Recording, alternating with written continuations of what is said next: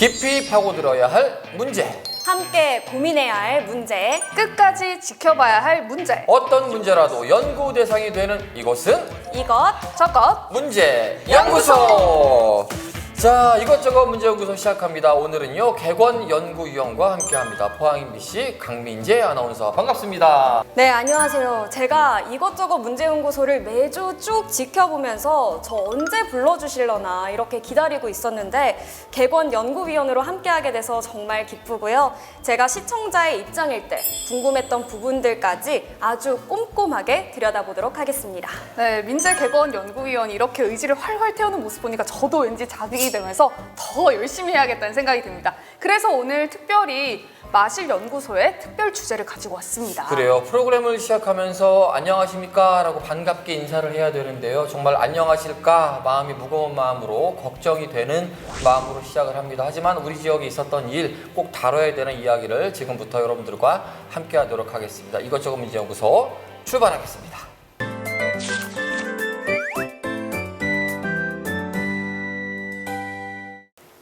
우리 지역의 이슈를 키워드로 정리해보는 마실연구소 순서입니다. 요즘 우리 지역에서 가장 큰 이슈가 있죠. 두 분 감이 오시나요? 네, 그럼요. 저는 요즘 제일 무서운 단어가 바로 이건데요. 태풍입니다. 저는 지금까지 태풍 때문에 이렇게 긴장했던 가을이 없었던 게 뉴스를 못할까봐 전날 회사에 와서 자고 갔거든요. 네, 맞습니다. 그래서 이번 마실연구소는 태풍으로 준비를 해봤습니다. 첫 번째 소식으로 가겠습니다. 첫 번째 키워드는 2,961건입니다.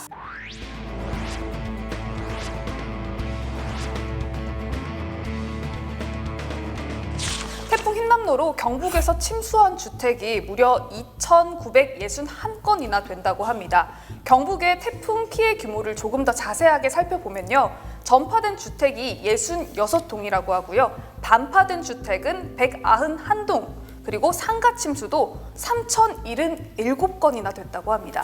특히 저는 그 대송면의 제네리 얘기를 듣고 깜짝 놀랐어요. 많은 분들이 아마 뉴스를 통해서 접하지 않으셨을까 싶은데요. 마을 전체의 90%가 침수가 됐다고 합니다. 이게 1,100여 구가 사시는데 950여 가구가 침수 피해를 입었다. 굉장히 마음 아프고 안타까운 소식이에요. 진짜 그야말로 하루아침에 보금자리를 잃은 거잖아요. 네. 긴급 복구가 어느 정도 됐다고 해도 집이나 상가에 물이 차면서 뭐 전기, 보일러, 도배, 세간까지 정말 멀쩡한 게 없을 것 같아요. 이게 다 정리되려면 얼마나 막막하실지 아직도 많이 힘드실 것 같습니다. 그래요. 맞아요. 그런 힘든 와중에 현행 주택 피해 재난 지원금까지 현실과 맞지 않다고 합니다. 그래서 피해 주민들이 걱정이 굉장히 큰 상황인데요. 현행 자연 재난에 따른 규정을 보면요. 침수 주택의 경우 재난 지원금 200만 원을 주게 되고요. 상가의 경우에는 소상공인 피해 지원 구호금으로 한 곳당 200만 원을 지급하게 된다고 합니다.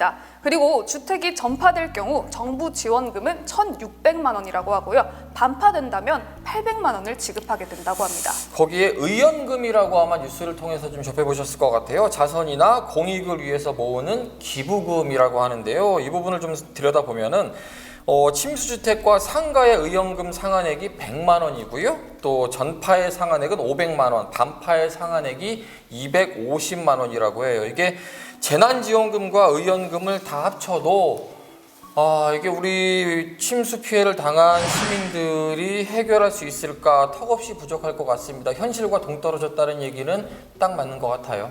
또 경북도의 건의가 잘 받아져서 우리 태풍 피해 주민들에게 조금이라도 더 빨리 도움이 되기를 간절히 바라보겠습니다. 다음 키워드 넘어가 보도록 할게요. 네, 다음 키워드는 화재입니다. 저 이거 알 것 같아요. 저도 이 뉴스를 보고 정말 걱정을 많이 했는데 바로 침수차 화재 사고 소식이죠.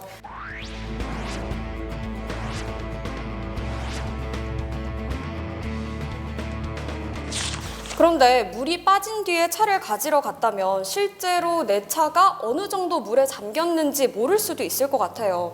그나저나 이 화재 원인 밝혀졌나요? 네, 소방당국은 침수차 화재의 경우 물에 차 있던 엔진룸의 전기적 요인으로 불이 난 것으로 추정을 하고 있다고 하는데요. 전문가들에 따르면 일반적으로 침수 차량은 화재가 일어날 가능성이 크다고 합니다. 차량 내부 배선 등 전기 부품에 물이 들어가면 방수 처리가 되지 않은 접합 부위가 부식이 되기 시작한다고 하는데요. 이 과정에서 합선이 발생하면 그게 화재로 이어진다고 하죠. 그래요. 이 빗물에 침수된 흔적이 있으면은 차량 하부에 있는 전기 부품들이 산화됐을 가능성이 크다고 해요. 만약에 본인 차가 타이어의 반 이상 물이 잠긴 경우라면 일단은 전문가에게, 정비 업체에게 차량을 안전 꼼꼼하게 점검한 후에 운행하시기 바랍니다. 아마 방송을 지켜보시는 분들 중에서도 혹시나 하는 마음으로 내 차를 운전하고 계시는 분들 계실 거거든요. 이런 분들은 반드시 정비소에 한번 들려보시면 좋을 것 같습니다. 자, 다음 키워드로 이어갈게요. 네, 다음 키워드는요. 울릉도는 남의 땅입니다.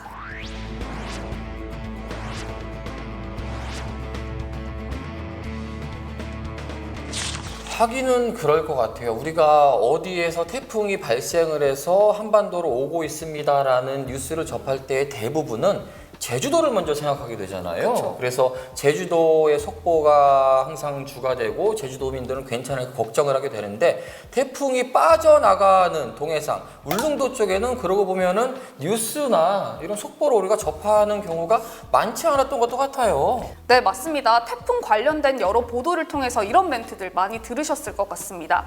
이번 태풍이 우리나라를 완전히 빠져나가서 동해로 진출했습니다. 그리고는 태풍 진로 보도를 마무리하는 경우가 굉장히 많은데요. 그런데 이렇게 한반도를 지나간 태풍이 속도가 느리면 3시간, 빠르면 1시간에서 2시간 뒤에 울릉도를 지나치게 됩니다. 그러니까 울릉도 주민들 입장에서는 야속할 수밖에 없겠죠. 야속함을 넘어서 속상하겠다라는 생각이 들어요. 2년 전으로 기억이 되거든요. 태풍 마이삭으로 기억이 되는데 이때 울릉도가 굉장히 큰 피해를 입었었죠. 네, 맞습니다. 2년 전 태풍 마이삭 때인데요. 울릉도 주민들에 따르면 당시 태풍 마이삭에 대한 기상 방송을 하면서 우리나라에 큰 피해가 없었다라고 해버렸는데요. 울릉도에서 그 보도가 있었던 지 1시간여 뒤에 마이삭이 울릉도를 강타했다고 합니다. 그래서 울릉도 개척 이래 최대 피해를 줬다고 하는데요. 여러분도 기억을 하실 겁니다. 이렇게 파도를 막아주는 큰 방파제 구조물이 도로 터널 안으로 올라가 있었던 그 장면 기억하시죠? 네, 기억나죠. 그때 울릉도 일주 도로가 대형 파도에 진짜 심하게 훼손이 됐었잖아요. 제주도에는 태풍이 접근할 때 뭐 제주도 해상 몇 킬로미터까지 왔다, 뭐 태풍 규모가 어느 정도다 이렇게 상세하게 전해주는 반면에 그때 울릉도 주민들도 태풍 진로나 규모를 좀 더 상세하게 알 수 있었다면 대비를 좀 더 철저하게 할 수 있지 않았을까 그런 아쉬움이 남네요.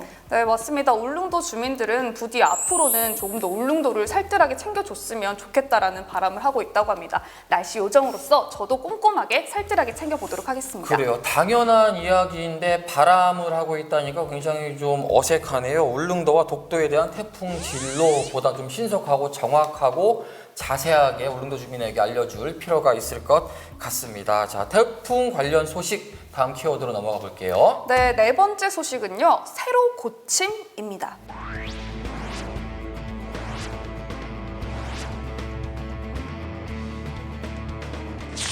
그래요. 침수 대비 국민행동 요령 일종의 매뉴얼이잖아요. 그런데 아마 많은 시민분들께서 이게 있었나 생각하셨던 분들도 많을 것 같아요. 기존의 것이 조금 부실하다 싶어서 새로 고침 다시 매뉴얼을 정정한 것 같은데요. 사실 미리 고쳤어야 된다라는 생각은 늘 하는 생각이죠. 그랬더라면 피해를 조금 더 줄일 수 있지 않았을까 생각해 보게 됩니다. 구체적으로 어떤 내용이 바뀌었는지 좀 알 수 있을까요? 네, 기존에 있었던 매뉴얼은 침수 도로, 지하차도, 교량 등에서 차량 통행을 전면 금지한다 정도의 내용만 포함되어 있었지만요. 바뀐 개정 매뉴얼에는 침수 시 지하 공간에서 어떻게 행동해야 될지에 대한 구체적인 행동 지침까지 포함이 됐다고 합니다. 그 첫 번째로 지하 주차장의 경우에 물이 조금이라도 차올랐을 경우 차량을 두고 즉시 탈출해야 한다고 하고요. 주차장으로 빗물이 유입되면 관리사무소장 등이 차량 이동을 금지해야 한다고 합니다. 또 이번 수도권 집중호우 때 인명피해가 발생했던 반지하 거주민을 위한 행동 요령도 포함됐다고요? 네, 맞습니다. 반지하 거주민들에 대한 행동 요령까지 포함이 됐는데요. 바닥에 물이 조금이라도 차오르거나 하수구가 역류되기 시작한다면 즉시 대피를 해야 하고요. 외부에서 물이 무릎 이상 차올랐을 경우 현관문이 열기 어렵기 때문에 전기를 즉시 차단한 후 여럿이서 힘을 합쳐서 문을 열고 신속하게 대피하라는 내용까지 포함이 됐다고 합니다. 그래요. 개정된 매뉴얼 안에 지하 주차장에 대한 내용이 있습니다. 안타깝게도 지하 주차장에서 우리 지역이 이번에 많은 인명 피해가 났기 때문에 조금 더 일찍 알았으면 어땠을까라는 생각을 다시 한번 해보게 됩니다. 이 물이라는 것이 생각보다 굉장히 위험하다, 무섭다라는 것을 우리가 이번 경험을 통해서 다시 한번 알게 됐어요. 네. 특히 어린아이나 노인들의 경우는 발목, 또 성인들도요, 이 정강이까지만 물이 차더라도 계단을 올라가기가 굉장히 버겁고 어렵다고 합니다. 이런 사소한 행동 요령들 좀 바뀐 부분이 있으니까요, 여러분들 좀 관심 있게 지켜봐야 될 것 같고요. 더불어서 잘 바꾸고 또 제대로 조금 더 수정해 나가서 이 부분들을 국민들에게, 또 시민들에게 잘 전달하려는 우리 지자체의 노력도 꾸준히 선행됐으면 좋겠다는 생각을 가져봅니다.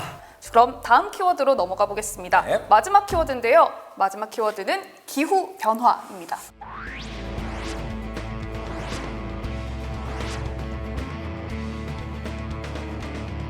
이렇게 많은 분들이 올해 가을은 태풍이 유독 잦은 것 아니냐라고 느끼실 텐데요. 그 이유가 기후 변화로 해수 온도가 올라가고 있기 때문입니다. 자세하게 보면요, 해수면 온도가 높으면 태풍이 더 잘 만들어지고요, 또 세력도 더 커지게 됩니다. 그리고 무엇보다도 우리나라까지 올라오는데 강력한 상태로 올라올 가능성이 크다는 거죠. 근데 그럼 이렇게 가을 태풍 위력이 예사롭지 않은 만큼 많은 분들이 이걸 참 궁금해하실 것 같은데요. 그래서 올가을 또 이렇게 강력한 태풍이 오는 건가요?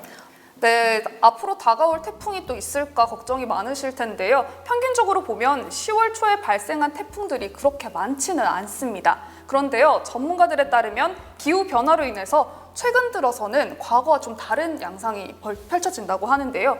태풍 발생 구역이 저위도가 아닌 상당히 고위도에서 발생을 하고 있어서요. 10월 상순까지 또 다른 태풍이 우리나라까지 올라올 가능성 충분히 있다고 합니다. 방심하면 안 될 것 같다는 생각을 다시 한번 하게 돼요. 그러고 보면은 10월에 강력한 태풍들이 좀 왔던 기억들이 있어요. 2016년도에 태풍 차바가 그랬던 것 같고 19년도로 기억이 됩니다. 태풍 미탁도 여러 큰 피해를 남겼었지요. 정말 미리미리 자연재난에 좀 대비해야 될 것 같고요. 더불어서 우리 지역 복구가 끝나기 전에 큰 태풍이 다시 한번 오지 않기를 간절히 바라보겠습니다. 네, 지켜보면서 오늘 마실 연구소는 여기까지입니다. 다음 주에도 저는 더 많은 이슈를 가지고 찾아뵙겠습니다. 그래요, 주경이던 고생했습니다. 고생했어요.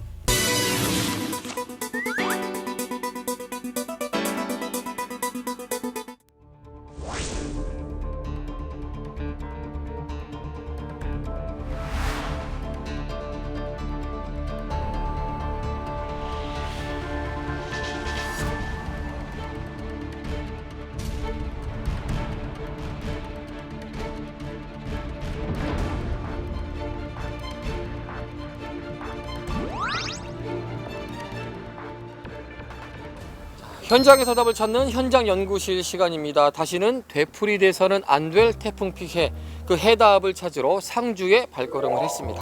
그렇습니다. 태풍 흰남노가 어떻게 그렇게 큰 피해를 가져왔는지, 앞으로 기후변화로 얼마나 더 태풍이 강해질지, 우리가 이제 어떻게 대비를 해야 할지 오늘의 이야기 손님 만나서 그 해답을 들어보도록 하겠습니다. 태풍이 남긴 수많은 문제들이 있었고요. 태풍이 남긴 수많은 숙제들이 있습니다. 그 이야기를 지금부터 함께 만나보시죠. 자, 오늘 저희와 함께 이야기를 나눌 손님을 소개해 드리도록 하겠습니다. 경북대 건설방재공학부 정영훈 교수님이십니다. 반갑습니다. 반갑습니다. 네, 이번 태풍 피해가 우리 포항 시민들에게는 가장 시급한 일이고 가장 또 안타까운 사건이에요. 그렇기 때문에 본론으로 바로 들어가도록 하겠습니다. 건설방재공학부 교수님으로서 보시기에 이번 태풍 피해의 특이점 혹은 안타까운 점이 분명히 있을 거라 생각이 들거든요. 네, 맞습니다.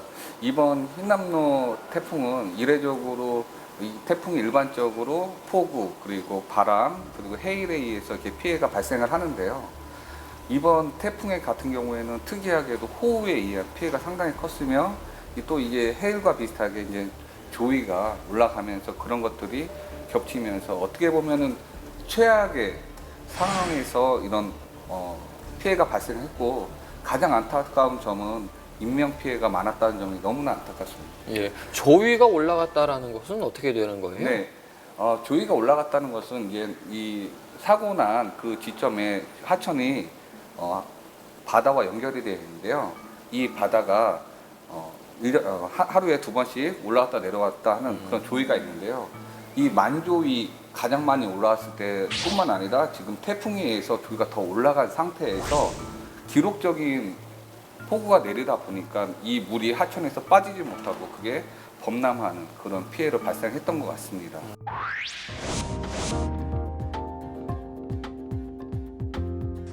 전국적으로 시민들이 관심을 갖는 부분 중에 하나가 이 부분이 아닐까 싶어요. 이 폭우가 쏟아질 때마다 지하시설의 침수 사고가 반복되는 원인, 그 원인을 꼽자면 제일 먼저 뭘 꼽을 수 있어요? 네, 우선은 그 우수 배수 시설, 그러니까는 비가 내려와서 이 물이 빠지는 그 시스템의 용량이 작다는 거죠. 네. 작을 수 있다는 거고, 특히 도시 지역 같은 경우에는 더 심각한 게 뭐냐면 도시 지역은 아스팔트와 콘크리트와 같은 그러한 재질로 이 지표면이 덮쳐져 있기 때문에 비가 왔을 때 다른 그냥 일반 농촌 지역보다 훨씬 순간적인 유출량이 많습니다. 그러니까 비가 떨어져서 흐르는 것을 유출이라고 하는데요. 그 유출이 훨씬 많아집니다. 그러니까 일반적으로 땅에 떨어지면 땅에 물이 어느 정도 스며들고 그 일부가 유출이 되는데요. 도시 지역에서는 땅 속으로 스며드는 게 없다 보니까 그 모든 양들이 그대로 오고 그 양을 온전히 배수 시설이 다 받아야 되는데 이 배수 시설 같은 경우 그 설계 빈도가 10년에서 30년 빈도 매우 낮게 되어 있죠. 지금 비 같은 경우 강우 같은 경우는 100년 빈도 이상 오는 경우도 많고 사실 포항에 내렸던 그 흰남노에 의한 폭우는 약 500년 빈도에 가까운 그러한 폭우가 내렸거든요. 그럼 이제 지하 주차장 참사 같은 것들을 이제 재발을 방지하기 위해서 지하 주차장이나 지하 공간에 차수벽 같은 그 침수 방지 장치를 설치하자는 얘기가 많이 나오고 있잖아요.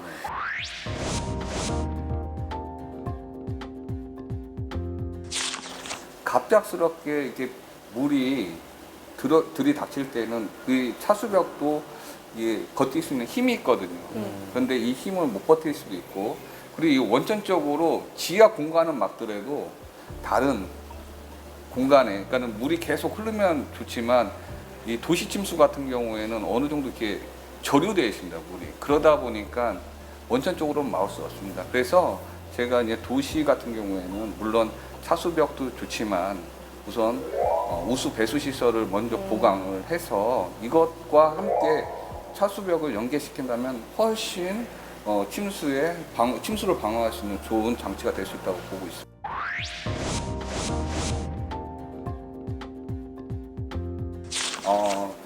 그 도시 침수 같은 경우에는 지금 우리가 대심도, 그러니까 대심도라는 것은 지하 깊숙한 곳에다가 우리가 큰 터널을 만드는 거예요. 그 터널은 다른 목적이 아니라 비가 많이 왔을 때 한꺼번에 그 물을 저류시킬 수 있는 그런 시설을 말합니다.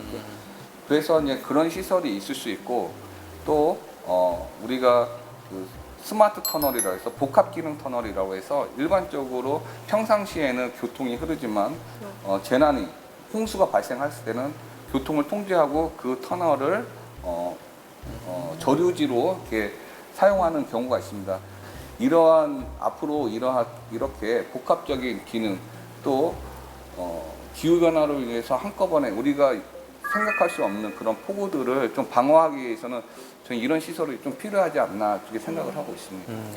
그럼 저희가 여태까지 방제 시설에 대해서 이야기를 했는데 사실 태풍 흰남노로 포항의 피해가 컸던 원인 중에 하나가 이제 냉천이 범람했기 때문이잖아요. 네네. 근데 주민들은 냉천 정비 사업이 오히려 하천의 폭을 좁아지게 만들면서 범람의 요인이 됐을 거라고 이제 지적을 하기도 하는데요. 네네.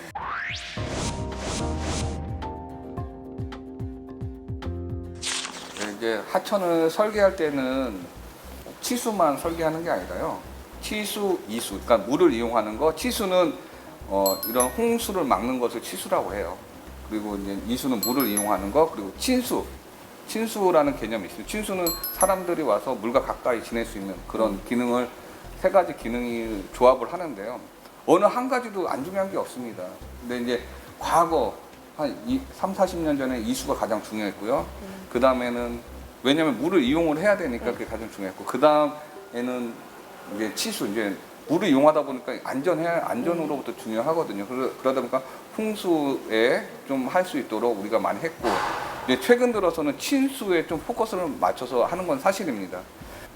우리가 거기다가 뭐 운동장을 만든다거나 아니면 뭐 공원을 만든다거나 이렇게 했을 때는 그렇게 큰 문제는 되지 않을 것 같습니다. 단지 이런데 큰 시설물이 들어가는 경우에는 물이 흐르다가 이 시설물을 부딪히게 되면 이 수위가 올라가게 돼 있어요. 네. 그런 경우에는 범람을 할 수 있는 위험성이 더 커지는 거거든요. 그래서 이제 그런 시설물은 또 요새 치수의 개념에서도 그렇게 홍수의 위험을 증가시킬 수 있는 그런 시설물들은 좀 지양하는 편이고요. 또 이제 그러다 보니까 이제 치수나 이수도 지금 다시 이런 피해가 근래 들어서 좀 발생하니까 그런 면도 좀 더 고려하는 걸로 추세로 알고 있습니다. 이번에 그 조사를 보니까요, 경북 지역의 지방 하천 24곳에서 60여 건의 피해가 발생을 했다고 합니다. 그러니까 바로 이 소규모 하천 근지에서 피해가 많이 발생을 했다, 집중됐다라고 볼 수 있는데 이런 피해 재발을 방지하기 위해서는 특히 소규모 하천들이잖아요. 하천 네. 관리가 어떻게 이루어져야 되는지 이 부분은 사실 시민들로서는 직접적인 타격이거든요. 네, 그렇습니다. 우리가 이제 하천을 크게 국가 하천, 지방 하천, 그리고 소하천을 나눠요. 그런데 이제 국가 하천 같은 경우에는 국가에서 당연히 관리하고 네. 이제 지방 하천부터는 이제 지자체가 이제 관리를 하는데요. 특히 소하천 같은 경우에는 그 지자체 중에서도 시군구 단위 지자체가 관리를 많이 합니다. 사실 우리가 예산이 많으면 사실 소하천도 상당히 하천 정비를 해서 피해가 안 날 수 있도록 만드는 상당히 좋을 것 같아요. 저 공학적 입장에서도 예산만 있으면 이렇게 좀 하천에 대해서 좀 더 관리를 하고 하면 좋겠지만 사실 소하천까지 이거를 일일이 다 어느 정도의 수준까지 올리기에는 상당히 시간과 예산이 좀 필요하다고 생각합니다. 그래서 무엇보다 중요한 것은 우리가 이제 어디가 피해가 발생할 것인지 예측을 미리 해서 그 위험한 지구부터 차례차례 해 나가는 것이 좀 중요하고 이것을 했을 때 우리가 보다 효율적으로 경제적으로 예산을 집행을 할 수가 있거든요. 그냥 일괄적으로 이번에 사고가 났으니까 모든 하천을 다 정비해야 돼. 이거는 정말 어떻게 보면 예산 낭비일 수 있거든요. 그러니까 실질적으로 피해가 안 나는 지역도 있고 피해가 발생하는 지역도 있고 네. 그리고 또 지자체에서도 이걸 관리를 하고 있어요. 어디가 위험한 지역인지 관리를 다 하고 있습니다. 단지 예산의 가장 큰 문제라고 볼 수 있습니다. 그래서 우리가 좀 그런 예산 같은 경우 좀 공무원들이나 뭐 지자체에서 좀 할 때 시민들도 본인 의견, 각자의 의견을 좀 게시를 해서 우리 지역이 좀 더 안전할 수 있도록 그런 위험지구를 좀 개선해 나가는 것이 필요하지 않을까 그렇게 생각을 합니다. 네. 그러면 이제 경주에서 단시간에 내린 폭우로 그 저수지 붕괴의 위험이 이제 발생을 했었고 또 포항에서 이번 냉천의 범람을 계기로 상류의 댐 건설의 필요성이 좀 강하게 제기가 되고 있는데요.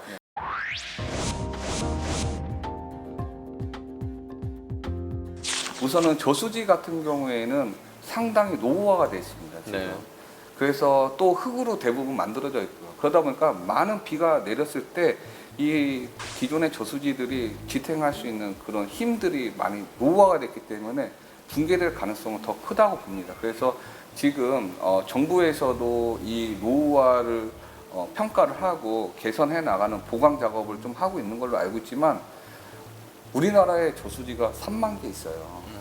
3만 개 정도 있는데 이거를 다 하기에는 시간과 예산이 많이 걸린다. 그래서 그런 게 있고 또 댐 같은 경우에는 상당히 지금 이제 환경적인 측면이 너무 부각되다 보니까 이게 댐이 좀 약간 부정적 이미지가 있는데요. 댐은 공학적 측면에서 바라봤을 때 상당히 많이 인간에게 많이 도움을 줄 수 있는 그 주민들에게 많이 도움을 줄 수 있는 그런 인프라 스트럭처예요.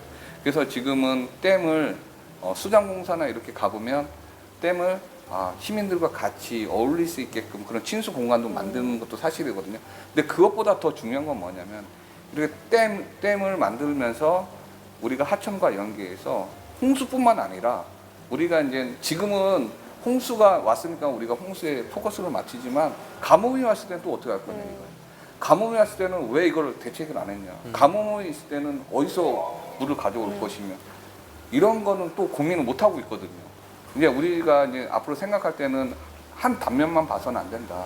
우리가 무슨 하천 계획이나 이런 걸 했을 때는 여러 가지를 보고서 저수지 뭐 그 노후와 이런 걸 다 고려를 해서 우리가 이런 걸 다 관리해서 하천과 연계하면서 우리가 방제, 특히 자연재난을 우리가 대응을 해야 된다 이렇게 생각합니다. 종합적으로 고려를 해야겠네요. 그럼요. 그러고 네. 보면 우리가 홍수 이전에 수개월 전만 하더라도 가뭄으로 굉장히 맞아요. 고민을 했었잖아요. 네, 여러 가지 맞습니다. 복합적으로 한번 깊게 고민을 해야 될 필요가 있는 것 같습니다. 이번에 그 태풍의 원인으로도 꼽혔고요. 사실 우리만의 문제가 아니라 지구촌 전 세계적인 관심거리잖아요. 걱정거리이기도 하고 네네. 기후 변화에 대한 이야기를 할 수밖에 없을 것 같아요. 사실 이 기후 변화로 인해서 다양한 재해들이 또 발생을 하고 있습니다. 네, 곳곳에서.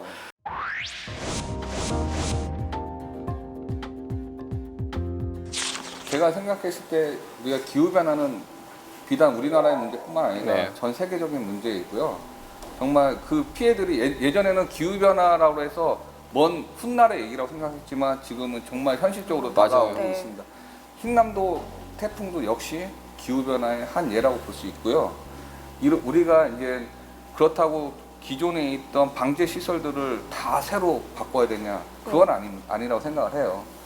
대신에 이제 기후변화에서 우리가 예측할 수 있는 그런 홍수, 특히 혹은 가뭄 이런 것들을 고려했을 때 우리가 이제 설계 빈도라는 게 있습니다. 설계 빈도는 뭐냐면 어느 정도의 비가 왔을 때 우리가 이걸 감당할 수 있냐, 혹은 가뭄 같은 경우는 어느 정도의 비가 안 왔을 때 우리가 이걸 감당할 수 있냐 이런 것을 산정을 해서 우리가 방제 시설을 설계를 하거든요. 근데 예전에는 우리가 이제 기후의 패턴이 상당히 정적이었어요. 네. 그게 변하지 않고 여름에 비 오고 7월, 8월에 비 오고 어느 정도 오고 이 정도였는데 지금은 가을 장마라는 것도 생기고 맞아요. 그 외에는 비도 뭐 전혀 안 오고 그것도 막 매년 달라지는 것 매년 같고. 달라지니까 예. 이 방제를 관리하기가 훨씬 어려워졌습니다. 그러니까 이것을 기존의 방제 시설들이 새로운 더 강화된 이런 재난들을 받아들일 그 그릇을 더 키워주는 게 좀 필요하거든요. 그러다 보니까 그게 뭐냐면 설계 빈도를 수준을 좀 더 높이는 거예요. 그러면은 옛날에 80년에 한 번 왔던 비를 막을 수 있는 것들은 이제는 60년 빈도 요 정도뿐이 안 된다고 보시면 돼요. 뭐 50년 빈도 요 정도뿐이 안 돼요. 그러니까 시간이 지날수록 그 빈도는 더 높아질 거예요. 그래서 우리가 이런 좀 기존에 있던 그런 시설들의 설계 빈도의 수준을 좀 높여서 우리가 보강하는 것들이 가장 효율적이지 않을까. 그래서 이 방제 시설은 예산이 상당히 많이 들어가는 게 사실이라 이거를 한두 푼으로 이걸 다 막을 수는 없습니다. 그래서 기존에 있던 것들을 잘 보강을 한다고 하면 보다 효율적으로 우리가 기후변화에 대응할 수 있지 않을까 이렇게 생각을 하고 있습니다. 결국 긴 호흡이 필요하겠네요. 그렇죠. 네네. 그럼 이제 전문가로서 국민들에게 당부드리고 싶은 말이나 아니면 마지막으로 덧붙이고 싶은 말씀 있으신가요? 네. 재난 관리에서 특히 방제 사업의 중요성을 좀 인식하기가 어려운 것 같아요. 그 특성상. 왜냐하면 방제 사업이라는 것은 그 피해가 발생하기 전까지는 우리가 그 방제 시설이 그 기능을 하고 있는지를 몰라요. 근데 사실 그동안 많은 자연재해들이 다가왔지만 어느 정도 피해는 입었지만 또 피해 안 입은 것도 많거든요. 사실 우리나라엔 방제 시설 상당히 많습니다. 우리가 피해를 안 입었던 것은 그 방제 시설들이 작동을 했기 때문에 우리가 피해를 안 입은 거예요. 근데 우리는 결국 방제 시설의 중요성을 피해가 발생한 곳에서만 찾아요. 그러니까 이런 것들이 좀 안타까운 현실이죠. 그래서 이제 앞으로 이 기후변화 여러 가지 도시화, 또 고령화 이런 것들이 이제 재난에 취약적인 그런 부분이 될 수 있는데요. 이런 것들을 우리가 앞으로 대응하려고 할 때 보다 적극적으로 할 수 있게끔 우리 국민들이 방제 사업에 좀 더 관심 그리고 지지를 좀 해주셨으면 감사하겠습니다. 말씀을 듣다 보니까요, 이 방제라는 것이 어떻게 보면 우리의 마지노선이고 안전벨트다라는 생각이 드네요. 네, 맞습니다. 네. 사실 태풍은 인간이 어쩔 수 없는 자연재해잖아요. 네. 하지만 우리가 단단히 준비하고 대비한다면 그 피해만큼은 분명히 줄일 수 있을 겁니다. 그렇습니다. 재난 시 시민들이 지켜야 할 행동 요령과 그리고 기후변화에 맞는 도시 방제 시설 그리고 재난 관리 정책까지 소일꼭 외양간 고치는 일 없도록 좀 더 꼼꼼하게 점검해야 되겠습니다. 그래요. 이렇게 피해가 있을 때만 관심을 갖는 땜질식 처방이 아니고요. 50년 후 또 더 나아가서는 100년 후를 준비하고 대비하는 재난관리 대책이 분명히 마련돼야 될 것 같습니다.